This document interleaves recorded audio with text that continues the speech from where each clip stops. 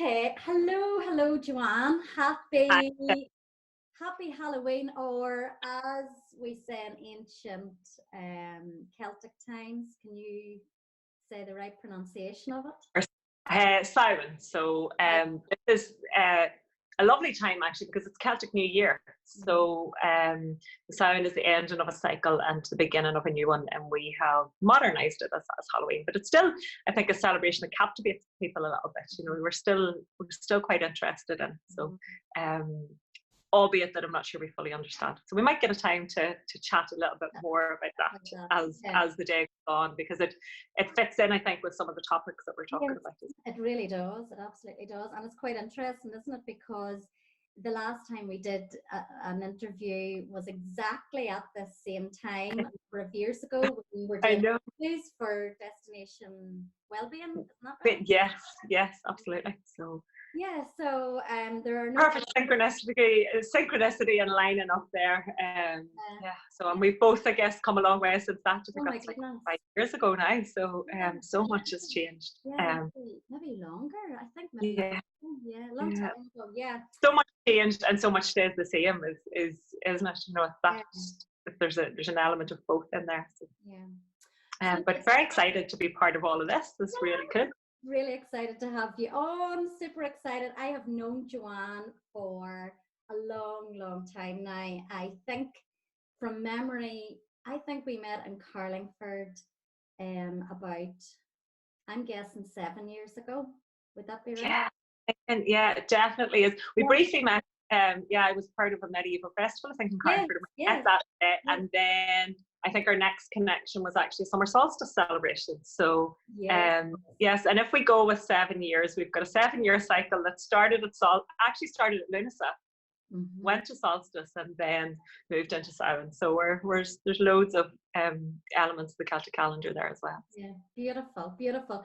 So for those of you who don't know, Joanne Callan is, in my opinion, a really inspirational, interesting and authentic therapist based down in Newry. Joanne is a reflexologist, Reiki master, a moon mother, Relax Kids coach and trainer, and more recently a mind, body, soul nutritional coach, which I'm very interested in. Am I right in saying that's what you did your degree in? Was it food science? Yes, food science. So I studied at Loughry, which is Cookstown based, and I studied food science and nutrition. And that has always kind of underpinned a lot of what I do, and really where my heart lies. I mean, I'm a foodie. I love food. And yet I know that for many of us, we can say we love food, and yet our relationship with food and our relationship with body image is actually quite complex and very often based in anything except love. We might say we love food, but when you actually pick beneath the surface on that, you know, how much of the emotion that's connected to a relationship with food is actually guilt, and you know, is it a love-based reason? Is it a fear-based reason? There's so much to it. So food has always fascinated me, and I think, you know, here across the whole island of Ireland, we have access to some of the most amazing food, locally produced food, and the highest quality ingredients that I'm not sure we always fully appreciate just how amazing, you know, how amazing that is, and how much we're still quite connected, albeit that there is a disconnect, but we're still quite connected to our food source. You know, most of us will see animals in the field, most of us will see farmers about the road. You know, we're still relatively connected to our food source, even in our busy lives. So you know, the whole psychology of eating stuff really fascinates me, and has been an amazing journey. You know, the training pretty much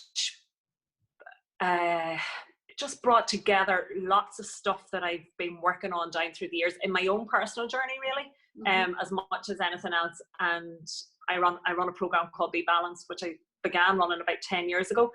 And when I started talking about Be Balanced, which was based on, I guess, my own health and well-being and weight loss journey,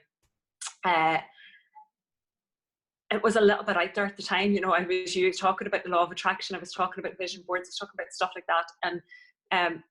And whilst people were maybe starting to use that in lots of areas of their lives, they weren't actually really looking at how that tied into things like their weight, their health, that side of it. You know, when The Secret came out, a lot of us focused on the materialistic side of the law of attraction and how that all worked.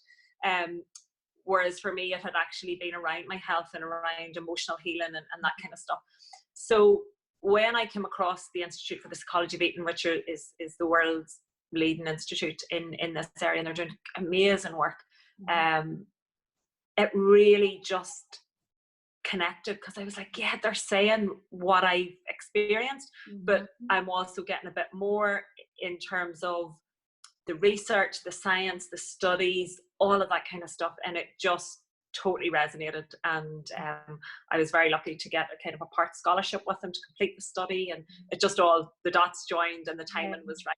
And you know, like all learning, I mean, I'm only, whilst I had a good solid foundation in it, and then I've added on, you know, a lot of the information that they've given, and then it's a bit like passing your driving test. You kind of are learning then as you go, you know, as you go along. You've passed your driving test, you can drive, but you gain your experience and your skills. So it, you know, it has been amazing.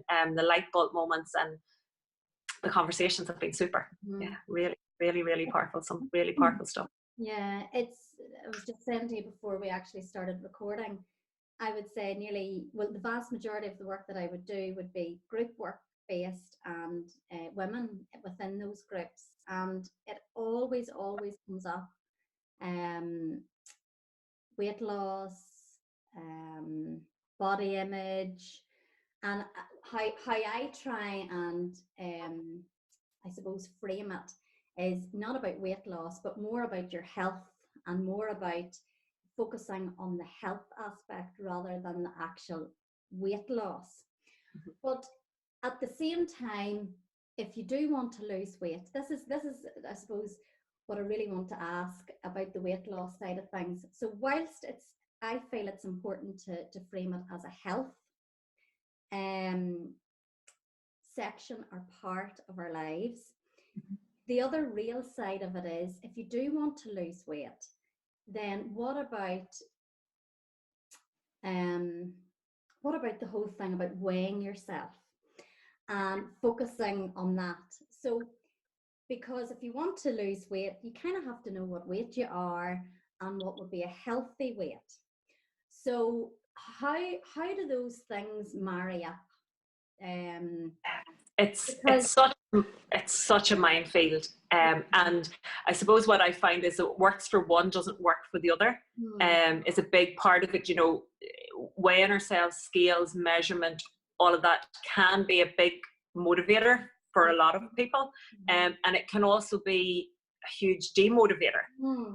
You know, if you, particularly as women, our proportion of water and fluid that we carry changes, you know. So if you're the type of person who steps on the scales on a regular basis, and based on, you know, a number, you determine the outcome of your day or how you're going to feel about yourself for that day, I mean, that's, as we can imagine, incredibly unhealthy, because that's never going to serve a purpose for anybody. And unfortunately, I guess most of us have a more negative association with scales than we will have positive. So from that place, I would say to people, park the scales, at least for a while. It fits in a wee bit sometimes, like where I'm with fertility clients. I'll often say, you know, if you can, let's bring everything else into your sexual relationship with your partner, and kind of make sure you're not pregnant, so that you come off the roller coaster. So sometimes what we need to do to break the cycle, particularly for anybody that has had a lifetime journey in terms of wanting to lose weight, if we always do what we always did, we'll always get what we always got. So in that situation, I would say to people, look, try something different. Let's see how it goes with us parking the scales, forgetting about all of that for now, making some healthy changes, not putting yourself on that roller coaster of a pound on, of a pound off, of 2 pound on, of 2 pound off, because ultimately what will tell the real story is your clothes and how they fit and how you fit in them. And the other big part of that journey is that I, as you know, my path with it, or the way that I like to work with my clients on it is that when we put the other wheels in motion, the weight happens almost by default. And actually, very often, it's the side effect of dealing with maybe some of the other areas of our life. It's the side effect of making positive changes. And that was my own experience. That was my own journey, was that for years, you know, I had done the roller coaster diet. My first memory of dieting as such, I don't know if you remember, Michelle, I'm sure possibly some people listening and will remember the dreaded cabbage soup diet, where, you know, for 3 days you were going to eat nothing but this horrible cabbage soup that, you know, was going to give you half a stone weight loss in 4 days. You know, this kind of stuff. Yeah, that's, you know, there was various different versions of that, and you know, I was at different slimming groups and different things. Did I need to be, or did I feel I needed to be? You know, that's always the other question. Was I just going along with kind of, this is what people do and I need to lose weight? And I honestly can't really say whether when I was there I needed to. I probably was, inverted commas, a little bit overweight.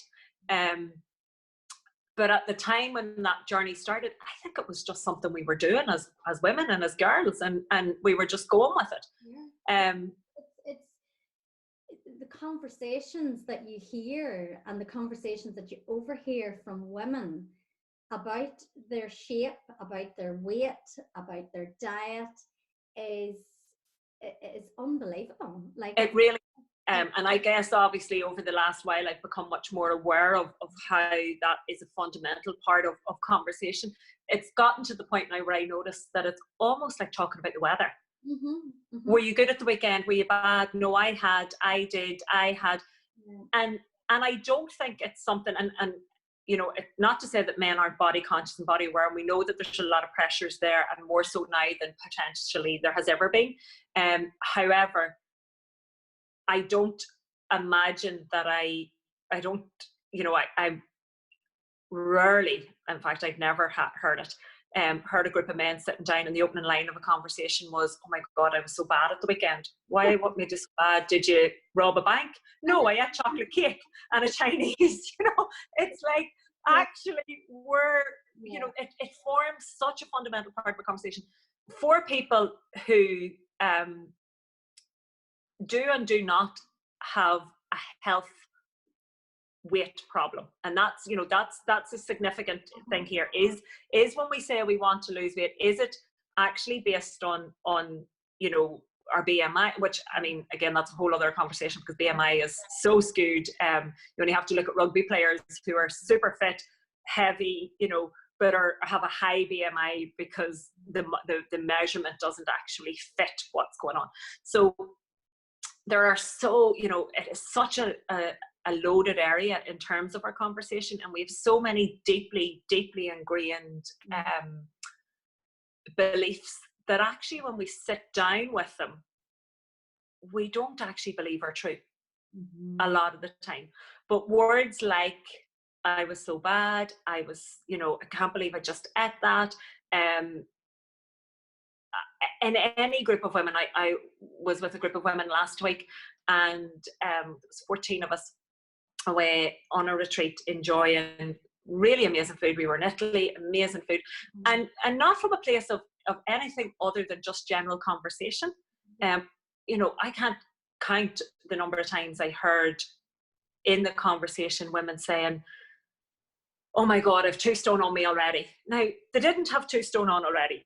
By no stretch of anybody's imagination. We had eaten some really delicious food. We were in Italy, you know, eat, pray, love. What else? That's, Italy is all about that. Yeah. And so underpinning these really amazing experiences with fabulous food and everything that went with that was the guilt, the, you know, the negative side of it. So whilst we were enjoying the food, we actually weren't a lot, not everybody, but you know, the collective conversation, which if I was to say to people, do you really mean you have 2 stone on? The answer is, of course I don't. But it forms part of our story, and we know how deeply ingrained that story runs then. And so that has a huge impact actually on our metabolism as well. And this is where the science comes in. And this is for me where it really got quite interesting, because when we are eating with the underpinning space of guilt, our body is metabolizing in stress response, which means then that our cortisol levels are high, our adrenaline levels are high, and what we're taking in gets stored as fat. So it's right back to the primal fight, flight, or fight, and it's how our body processes in terms of stress. If we're eating in relaxation response, if I'm eating chocolate cake and I'm really allowing myself to savor the flavors and the tastes and every bit of that experience, then my body metabolizes in relaxation response. Endorphins get released, my metabolism increases, and that's just over one meal. If you imagine, with all of the depth that we have in terms of our relationships with food and the beliefs that we have, there are so many beliefs there that will cause stress response, and so we're in that vicious circle. And the other really interesting part for me with this journey, one of the light bulbs for me particularly, was that there is so much wellness culture at the moment, and I mean, I know both of us are very supportive of all of that, but the interesting part for me has been that the person with the healthiest diet is not necessarily the person with the healthiest relationship with food. Those are two very different pictures. So someone who maybe doesn't eat the healthiest diet may actually have a healthier relationship with food, which is part of the jigsaw puzzle as well. It's not what we eat, it's how we eat and who we are as eaters, that forms a big part of the picture. So, and I would always say to groups, enjoy. It's funny you've mentioned the cake. Eat the cake guilt-free, enjoy it, because that will do your body much more benefit than eating the cake and feeling really guilty about it. Absolutely. Just added the scientific part of that on how important it is to have your body in a restful and relaxed state before you eat. Absolutely. And take it, even things that, we maybe historically took for granted, a simple act of grace before meals allows us a moment of pause. Now you can modernize that, or you can do that in whatever way. You can do gratitude, you can bless, pray, whatever works for anybody. You can sit and just look at your plate. Most of us actually have our dinner finished before we've even realized what's on the plate, what we've done. We're eating on the run, we're eating on the go, and I know I'm aware of generalizing, and I fall into those categories the same as anybody else. So it's not kind of I'm the holy grail and I do it perfectly. I've certainly become more aware of it, and I think awareness is the key kind of to success. But just taking that moment to take a few deep breaths, pause, feel grateful and feel a sense of gratitude for the food that's in front of you, rather than a sense of, if I get this in quick enough, the calories don't count. I think sometimes with that mindset, the quicker I eat this, the less I'm going to connect with it, or however that runs.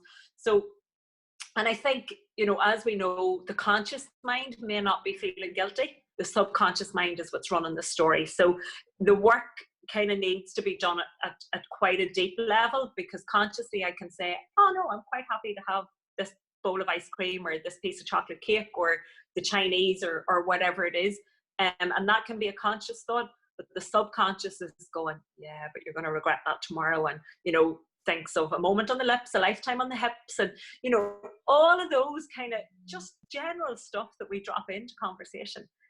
So there's and that when we're eating, when we're coming from a place of, I guess, what we're eating,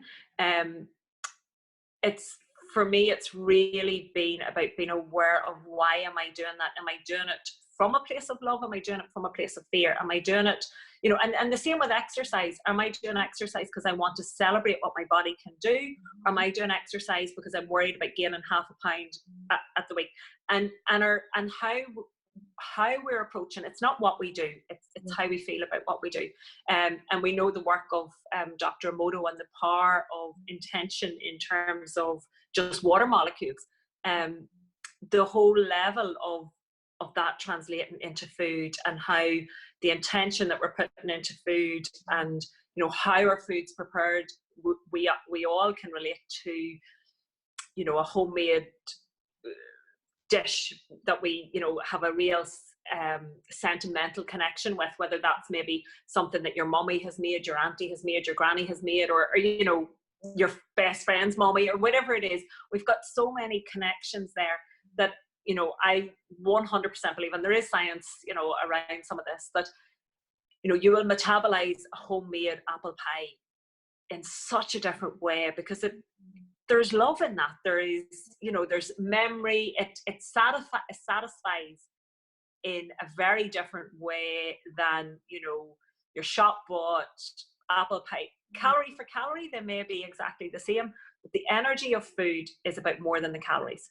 Mm-hmm. And ultimately, one of the things that sort of underpins a lot of the talks that I will do is helping people to see you can eat anything you want. The challenge, or the work, is done in changing what you want. Because if I want to eat a really nutritious salad from a place of love and enjoyment and pleasure, and that's what I want to eat, it's really easy to eat that. If I'm eating if I'm eating a salad, it doesn't matter how nice it is if what I want to eat is burger and chips. Because the salad's actually not really going to do me much good, because it's not what I want to eat. So are we talking there about intuitive eating? Are we talking there about listening to your body and allowing your body to eat what it wants to eat in that moment? Yes. Guilt-free. Yes. I've experienced this myself, because I know, and I'm sure a lot of the listeners, and I'm sure you can relate to this yourself as well, Joanne, if I'm ever going through a difficult time in my life, I am craving and wanting and desiring different foods from when everything is easy and effortless, and it's a completely different, I wouldn't say the relationship with food is different, but what I want to eat and what satisfies me is different. Mm-hmm. Absolutely. What I've come to understand, accept, I think, with grace, is that if I am comfort eating in a period of time, that like a season, it'll change. Yeah. So allow yourself the comfort food, because you'll go into a new season, that will pass, and then you'll be eating different food to what to what's going on in your life at that time. So is that a little bit about what you're talking about as well, like listening to your body and honoring it and eating what you really want to eat? Yes, I think listening, checking in with why your body wants the particular thing. What is it given, what is it given to you at that moment? And as you say, absolutely listening to that, and allowing it then to pass, even in a short, so that might last for a couple of days, it might last a little bit longer. I suppose if it's lasting a little bit longer, and it's then worth saying, okay, well, what is that giving me? What is it I really want from that particular food stuff or whatever? And can I find other ways of bringing in, if it's sugary stuff that what other areas of my life can I focus on the sweetness in, the joy in, the pleasure in? So like everything, too much of anything is not, it's about balance. And I absolutely, yes, it's the intuitive eating, it's listening in and thinking, that's okay, my body needs that little bit of sugar right now. I mean, or whatever it is. I was driving late the other evening back from the airport, and I know that the right thing at that point is a can of Diet Coke that will give me the boost to do it. If I'm doing that every day, is that the right thing? It's not. But there's a time and a place for everything, and it's about creating balance, and it's using exactly what's our body saying. Can we use our relationship with food, which is interlocked with our relationship with our body image because of how we, you know, we see it right from almost the moment of conception. This marker in terms of weight, the weight of your baby, that, you know, all of that is so intrinsically linked. And then we move into early feeding and you know, the habits that the beliefs that we pick up from you know, clean up all your plate, how much you eating, how much of the feeding, how many ounces are they taking, what, you know, all of that kind of stuff. So all this relationship with food is so intrinsically, in fact, I would go so far as to say it is probably one of the most important relationships that we have, not because of the food, but how the story that it tells for us. You know, and the big thing, we mentioned some weight loss, if people have a weight loss goal, you know, a huge part of that is, I see women all the time, and I'm sure you've met them as well, Michelle, whether it's friends or professionally or whatever, who get to their ideal weight, but it's still not given them what they still don't feel about themselves, what they think that's is going to happen because they've lost a stone or 2 stone or whatever. They're still finding the spot on their nose that nobody else can see. And so the work for me, when we do the deeper work, the weight actually happens by default. You don't even need to focus on it. In fact, the healthiest thing that I found we can do, because many women have spent a lifetime focusing on it, is to default, to listen to their body and to use the relationship with food and the beliefs in the story and how they are as eaters and how they view their body as their signposts to ultimate health and well-being and vitality and optimized health and optimized body image and confidence and you know, self-acceptance. And there, you know, I have so many examples. In fact, probably most of the clients that I'm working with at the moment, on paper, technically don't have any weight to lose from a health perspective. I mean, maybe half a stone or a stone would shift things a little bit, but that's not the emphasis. It's how the relationship with food is. You know, we often see food as something we can't control. If our life's out of control, it gives us, it's something that we can control. Even not even to the level of eating disorder level, but just on a day-to-day kind of, you know, basis. And we can also use, you know, what is the story of our weight? Is it a form of protection? You know, that's a common area for women where it actually, you know, they've maybe been in a relationship where their partner may be jealous and as a result of not wanting to feel attractive, they put weight on. There's, you know, there's so many levels to that. I was working recently with a lady who had quite a lot of weight around her middle. It was all around her tummy. And when we were sort of scratching beneath the surface on the story, where we got to was in her light bulb moment was that actually at school she'd always been so aware of the size of her breasts that she started to put weight on in her tummy so that her breasts would be less noticeable. So there's, you know, there's so much that our connection with that can lead us to heal, because that then brought us to another path for her, you know, and that it's using all of that story really as kind of signposts of where we can go. And as I said, you know, the person often with what would be perceived on paper as the healthiest diet, you know, who is eating kale and avocado and, you know, juicing all day every day, may not be coming at it from the healthiest place. You know, they may be self-critical, they may be you know, afraid of putting on weight. There's so many different layers in there. So absolutely, the intuitive eating and kind of listening to what your body needs and using it as those signposts. And then sometimes, you know, as a friend of mine has said to me on numerous occasions, Joanne, I'm listening to my body and I need an interpreter. Which, you know, it's, and sometimes that's where we need to talk it out with someone else. It's like, yeah, we can listen to our own body, but we don't always have the language that the body's speaking. So, you know, my sort of protocol with that would be a lot of Louise Hay's work, a lot of the metaphysical. Let's look at the focus areas. Let's see where the perceived problem areas are, because that's that's an important word as well, is because what we might see as a problem may not actually be, but because of our perception in terms of body image, we often won't see what other people see. So it's where are the areas of perceived problem per se, and then how can we work with that to unpick our story and look at our relationship.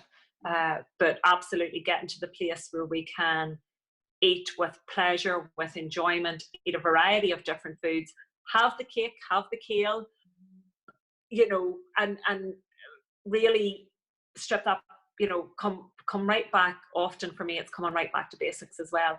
I'm a huge fan of saying, you know, let's count chemicals, not calories, and take it back to, you know, the basic ingredients and eat them in their basic format. Yeah, from the soil, from earth. Yeah, from soil. And if that includes sugar, it includes sugar. If that includes, you know, because our body ultimately knows what to do with the right amounts, you know, again, inverted commas, because the right amount for me is going to be very different perhaps for you and perhaps for somebody else that's listening, based on lifestyles and all sorts of things. But, you know, our body has evolved for thousands of years, millions of years, with knowing how to break down proteins, fats, vitamins, minerals, carbohydrates. It has the mechanisms there for that. What it doesn't know is your artificial flavors, your artificial sweeteners, all of that kind of stuff, that then the body, my vision of it is that the body then goes into a stop-start, where when something's going into the body that it doesn't recognize, it's got to then kick on our immune system or kick it off, and we kind of go through that process. And in a situation like that, then the food that it does recognize, the proteins, the vitamins, the minerals, the carbohydrates, aren't getting metabolized because its attention is going to the thing that it doesn't recognize. And ultimately, our body's job, and the job that it does so well, is when something comes in that it doesn't recognize, it wants to fight it. But it can't actually fight aspartame, or it can't fight, you know, any of those things, because they're not infection. So the immune system gets in, and then we know that we have, you know, a huge increase in the amount of autoimmune disorders and you know, everything that goes with that. So in terms of diet, for me, it's kind of, I work on that principle, you know, kind of let's take it right back to basics. But that doesn't, you know, that includes chocolate cake with sugar, and in moderation. You know, it's all things in moderation, and it's having a healthy relationship with food rather than necessarily a healthy diet, and coming to it from that place. What does my body need to nourish it today? Yeah. Will this clear my body, or will this clog my body? I love that. Yes. Yeah. And how can I support myself to be the healthiest that I want to be? Because, you know, the truth is that if we were all, you know, if we strip it right back, the majority of us want to be the healthiest that we can be. Absolutely. And there are certain choices there, but changing sometimes, you know, I know we're both a huge fan of the power of words. One of the most transformational things for me was, whilst I enjoy being active and I enjoy being outdoors and I enjoy fresh air and I enjoy moving my body, and you know, I do different types of exercise, really what worked very well for me was to change that, to actually take exercise out of my vocabulary. Yes. Because exercise to me sounded like hard work. I had nightmares of PE skirts, camogie sticks on cold days in secondary school. You know, that was my experience of, and nightmares about sports days and all that sort of stuff. Yeah. So when I started seeing it as a celebration of what my body could do, an opportunity to be outdoors, that I'm strengthening my body, that it's about longevity, and actually taking it totally away from calories, or anything to do with weight or body. So I had a really good example. Last February time, it was a beautiful, crisp, really cold day, and but one of those real blue, kind of frosty, you know, blue skies, frosty air, all of that. And I went for a walk near a lake that I live near, and I decided to do a little bit of stretching and some yoga and stuff whilst I was there. It's a nice pier, and you know, and it was beautiful, picture postcard, stunning day. And I left there, and I needed to go to the bank, and across from the bank, that I use, there's the most amazing bakery, and I was parked outside it, and I looked in the window, and there was fresh cream buns, Saturday morning fresh cream buns. I was like, yeah, cool, I'm going to go in and get one. And the old thinking for me would have been, well, there you are, out running and walking and exercising, and then you eat a cream bun. So why did you even bother going for your walk this morning? Because you've just undone all the good work that you did this morning. Yeah. And thankfully, the new me went and was aware of that, because I was writing some programs at the time, so I was aware of the links. And I thought, no, yes, the calories in the bun probably did outdo the calories in terms of the bit of exercise I did, because it wasn't very long, 20 minutes, whatever it was. And however, what the bun didn't undo was the fresh air, the endorphins, the stretching, the flexibility, the balance, the core strength, all of those things. So yes, if you only see food as calories, or you only see exercise as an opportunity or a place to burn calories, then one no doubt cancel out the other. As my overall picture of health, the cream bun didn't cancel out the walk, the fresh air, the smile at the other people out walking, the connection, the as I say, the flexibility, the movement, the strength, all of those things that are ultimately about our overall health. It's about so much more than calories. Yeah. And for me, it's interesting just watching your journey from afar, because we don't get to see each other that often now, and my journey. And I've noticed that on our Instagram posts, we don't put exercise, both of us put movement. Yes. But for me, like, I love running, and I never, ever in a million years thought I would ever enjoy running, but I absolutely love it. But it's the feeling. So I'm most in my body, I'm most connected, out in the fresh air, beautiful scenery. And it's just, for me, it's like a stress reliever. Like, I literally, it's an hour where I am just in the moment. And what your body can do, and the fact that you're able to. Amazing.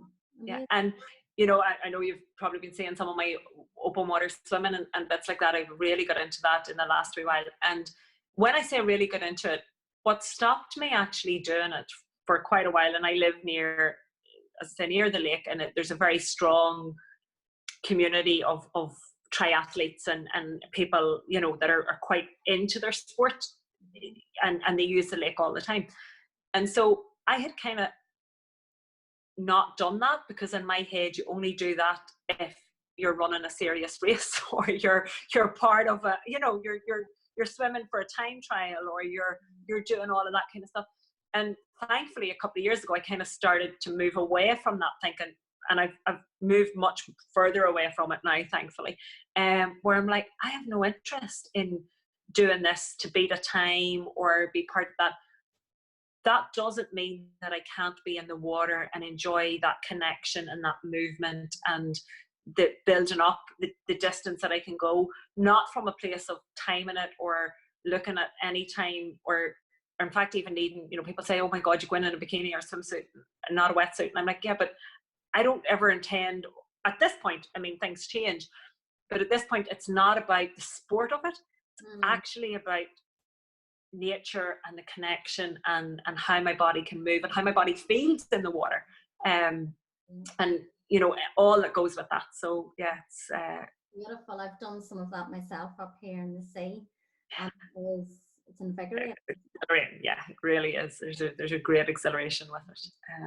So can we touch on going back to the chemical side of things? Yes. So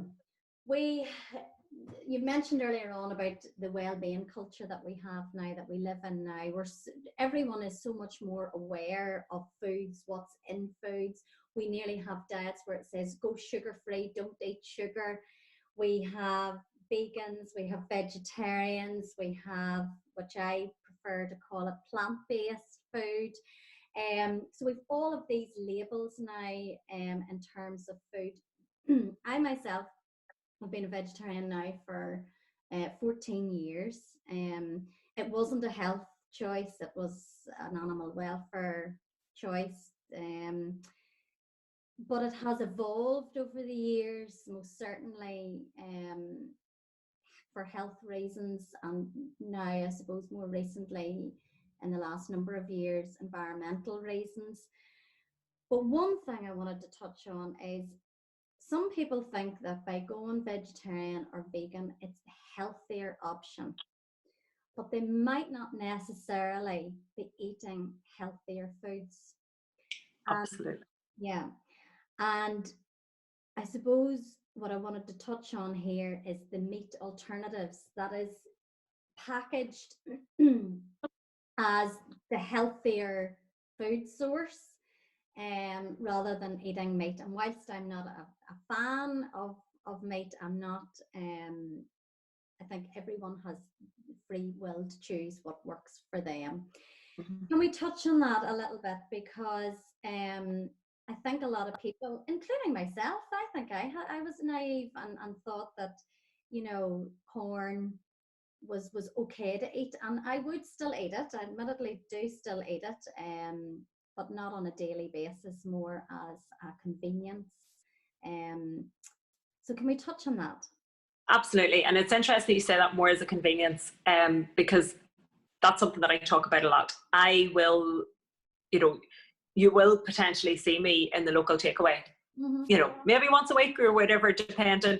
Now, I've become quite conscious around that kind of choice, because often what I'll do is I'll choose the kids box and I'll choose the local takeaway that I know does proper potato chips, and I allow myself to really enjoy it. So if I'm going to eat those calories and eat that type of food, I want to make sure it's good, and I want to make sure there's, you know, salt and vinegar on my chips, and I want to really enjoy it. So, however, exactly as you said, that's often not how I want to eat. I'm eating it because it's convenient, and because maybe I'm working late and I'm home or whatever's going on. So often what I find is that when I'm making choices like that, yes, I do make them, but ultimately if I could have, you know, a delicious homemade food, that would be my preferred choice. I'm just going to hear my screen. Can I just say just on that point, when Sonny was in hospital there recently in September, and you know yourself what it's like when you're in hospital, you're with your child 24/7. I was sleeping in the hospital and I was eating rubbish, to be really frank. I couldn't believe you could get chocolate bars like this size, because I hadn't bought one in so long. So but as cheap, that's the interesting point as well, because those chocolate bars that size are about £1. A standard chocolate bar is 89p, and we then buy the £1 bar. Yeah, but they didn't have, this is in the hospital, they didn't have standard size ones. They just had the humongous, massive because the price is almost the same. Yeah. So so yes, I was eating more of that sort of food. And on the Saturday night, my mother said, look, will I go to the local chippy and get us some chips? So we had chips and French fried onions. I think she had fish and chips. And whilst they were really nice at the time and really lovely, after we'd ate it, both of us said the same thing. We're like, oh gosh, I don't really feel very well. Do you feel? Oh, and it was really like you could nearly taste the grease. Yeah. And I could go very technical with that on a food thing and tell you about their fryers not being hot enough and their oil and all the rest of it. But yes, and as I said, for me on that, then sometimes it's also portion size, because the portions have gotten so huge, and I'll opt very often for the kids box, which gives me, you know, kind of 20 chips rather than 100 chips. And there's ways of kind of making that space that you're not so, you know, overwhelmed. But we often think, oh well, I'm not a child, I'm an adult, I'm going to have the adult size portion, and which are always too big. I mean, the portion sizes are a whole other area. But yeah, back to I guess the question around we can probably apply that to any free from products. You know, people who maybe go gluten free, people who go dairy free, people who go meat free, or you know, that whole area. I recently posted an article on that, and I suppose when we post the podcast, I'll share the link to the article, because it was really interesting. Yeah. Some of the bigger supermarket companies are obviously now moving. There's a movement towards vegan products and vegetarian products and that whole area. And when supply reaches demand, so the demand is increasing, so they're trying to meet a supply on that. However, as you said, the majority of those foods are highly processed. Mm-hmm. It's very difficult to get any of that range of stuff without it being highly processed. Mm-hmm. So, I don't kind of subscribe to boxes per se, so if I was to say where I eat in terms of the type of food I eat, I'm probably flexitarian, not rigidly dairy free. I don't eat a lot of dairy. I do enjoy butter and that type of stuff. Flexitarian, organic meat, and I buy that direct from the farm, where I know the standards are ethical, and that's a whole. I know there's other people would still have concerns on that, and that's, as you say, it's about choice. So yes, for me it is. So many of those foods are highly processed. I mean, you can take it right back even to the diet foods that hit the market in the 80s. When we removed fat and sugar, mm-hmm. we replaced it with sweeteners. When you remove gluten, you replace it with something else. When you remove, But isn't it funny how we think that those things, isn't it funny how, well, it's not funny at all, because it's marketing. It's very, very clever marketing. Yes. That makes us believe that these free from foods are better for us. But absolutely, really, I suppose, no, they're not. Anything that comes from the earth, anything that's from Mother Nature. So if people are making those choices, it's about finding ways of making those choices where you can make a healthier choice. For me, one of the things I purchased a few years ago, and I'm sure you've seen me talking about, is a Thermomix. Yeah. My Thermomix is incredible, and I use it so often. Mm-hmm. Tell us what it does. Doesn't it chop your veg, like make the food? It just does everything. In a nutshell, my choice around that was that I knew it was going to enable me to eat how I wanted to eat in the time constraints that I have as someone who is quite busy. And so it allows me to make probably at least 80 to 90% of the food that I eat from scratch. Wow. In a quick, easy way. Now, they are expensive. I will say they are a lifestyle choice. It's a decision. It's not just, I'm going to buy a random piece of equipment for the kitchen. It's a lifestyle choice that goes, I'm ready now to change how I eat, what I eat, when I eat, and all of that, and change how I shop even, because at this point now, I pretty much just buy ingredients. I don't buy food, which has huge financial benefits. So whilst, certain, like whilst the Thermomix is an investment, over a period of time, it has saved me quite a considerable amount of money. It has also reduced food waste and all of that type of stuff. So yeah, for me, again, it's right back. Let's count the chemicals, not the calories. Let's look at food labels. Let's understand what's going in there. Bypass the market. And I mean, I remember excellent lecturer that I had at college, who was just one of those amazing guys. Never had a note, never had a PowerPoint, never had anything. It was all in here. And he used to come in and just ream stuff off. But one of the real lessons that he taught me was that he said, he taught us, he was talking about dairy. He was our dairy lecturer. And he had this thing about full fat milk. And he really hammered home to us that full fat milk in its natural state, as it is 96% fat free. And so it is. It's only 4% fat. So if we were to stick 96% fat free on anything else, it would be flying off the shelves. And bear in mind, I was studying in 1997, so that whole market, we were starting to bring in sort of semi-skimmed and skimmed milk. Well, they'd kind of been in maybe about 10 years or so, but we were certainly starting. And actually all we were doing was reducing that 96% to 98% to 99%, or increasing it. So we were reducing the amount of milk. Full skimmed milk is 1% fat, versus full fat milk is 4% fat. Like, for the relationship that we have with that, it was such a marketing thing. It was so based on marketing. And actually, whilst the argument is that the calcium levels remain the same, and again, dairy doesn't need to be our main source of calcium. We can get it from grains and stuff as well. But just taking milk as its example, so the calcium content is exactly the same. However, what's missing in skimmed milk is that the vitamin D is removed, because vitamin D is a fat soluble vitamin. And we need vitamin D to absorb calcium, and by nature we don't get a lot of it from sunlight, so we need to look at food sources for that. Now, again, dairy doesn't need to be our only source for that, but it was really interesting, the journey of that milk went. Another really interesting one is when Cadbury's bought over Fry's chocolate. Both Cadbury's and Fry's had their own Turkish Delight bar. Two very different bars, but both the same. And they were about to take the Fry's Turkish Delight off the market because the sales were so low on it. And when somebody sat and looked at it, they went, but it's 96% fat free.